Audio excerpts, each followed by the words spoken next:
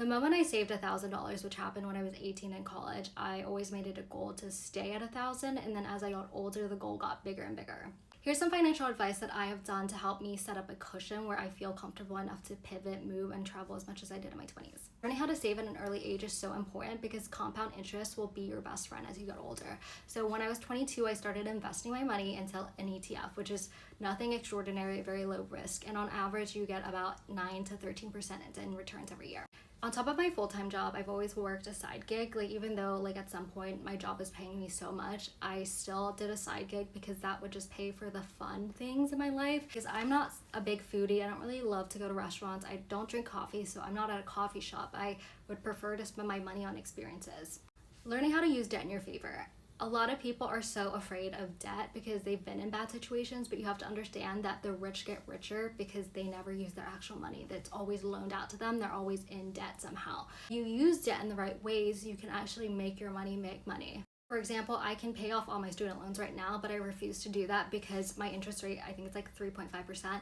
And on average, the return from the investment is around 9 to 13%. So either way, I still make money. So I'd rather use that money to pay off my loans. But we live in a world where people have been so scared of debt that they just go ahead and pay that entire lump sum when you should have used that money to grow your wealth. I have so many people that I know that refuse to open up a travel credit card because they're so afraid of debt when you could, again, accrue points that pays for your vacations. Sometimes your scarcity mindset actually prevents you from building abundance and attracting the wealth because you're just too afraid to spend money to make money. All my moves and all my career pivots have always opened more doors for me because you have to move to places that will open doors for you and give you bigger opportunities.